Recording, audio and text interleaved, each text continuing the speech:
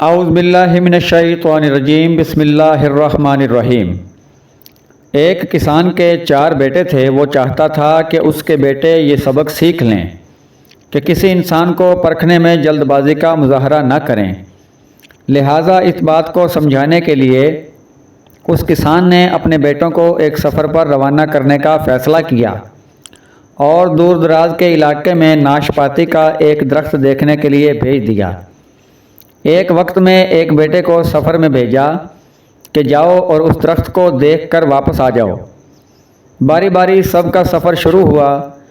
پہلا بیٹا سردی کے موسم میں گیا، دوسرا بہار میں، تیسرا گرمی کے موسم میں اور سب سے آخر والا چھوٹا بیٹا خزاں کے موسم میں گیا۔ جب سب بیٹے اپنا اپنا سفر ختم کر کے واپس لوٹ آئے تو اس آدمی نے اپنے 4 بیٹوں کو ایک ساتھ طلب کیا اور سب سے ان کے سفر کی الگ الگ تفصیل کے بارے میں پوچھا۔ پہلا بیٹا جو سردی کے موسم میں اس درخت کو دیکھنے گیا تھا، اس نے کہا، ابا جان وہ درخت بہت بدصورت جھکا ہوا اور ٹیڑھا سا تھا۔ دوسرے بیٹے نے کہا، اے والد محترم وہ درخت تو ہرا بھرا تھا، ہرے بھرے پتوں سے بھرا ہوا تھا۔ تیسرے بیٹے نے ان دونوں بھائیوں سے اختلاف کیا کہ وہ درخت تو پھولوں سے بھرا ہوا تھا اور یہ کہ اس سے حسین منظر پہلے کبھی میں نے نہیں دیکھا۔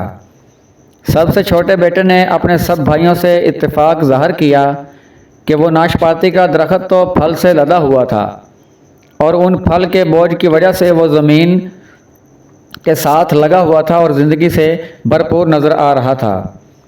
اس سب کے بعد اس آدمی نے مسکرا کر اپنے 4 بیٹوں کی طرف دیکھا اور کہا کہ تم 4 میں سے کوئی بھی غلط نہیں کہہ رہا، سب اپنی اپنی جگہ درست ہیں۔ بیٹے باپ کا جواب سن کر بہت حیران ہوئے کہ ایسا کس طرح ممکن ہے۔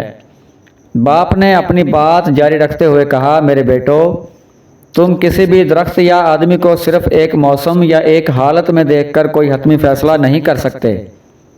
کسی فرد کو جانچنے کے لیے تھوڑا وقت ضروری ہوتا ہے۔ انسان کبھی کس کیفیت میں ہوتا ہے تو کبھی کسی کیفیت میں۔ اگر درخت کو تم نے جاڑے کے موسم میں بے رونق دیکھا ہے تو اس کا مطلب یہ نہیں کہ اس پر کبھی پھل نہیں آئے گا۔ اسی طرح اگر کسی آدمی کو تم فقیری کی حالت میں دیکھ رہے ہو تو اس کا مطلب یہ نہیں کہ وہ آدمی برا ہی ہوگا۔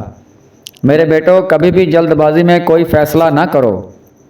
کسی کو اس وقت سمجھا اور پرکھا جا سکتا ہے جب یہ تمام موسم اس کے اوپر گزر جائیں۔ اگر تم سردی کے موسم میں ہی اندازہ لگا کر نتیجہ اخذ کر لو گے تو گرمی کی ہریالی، بہار کی خوبصورتی اور بھرپور زندگی سے لطف اندوز ہونے سے رہ جاؤ گے۔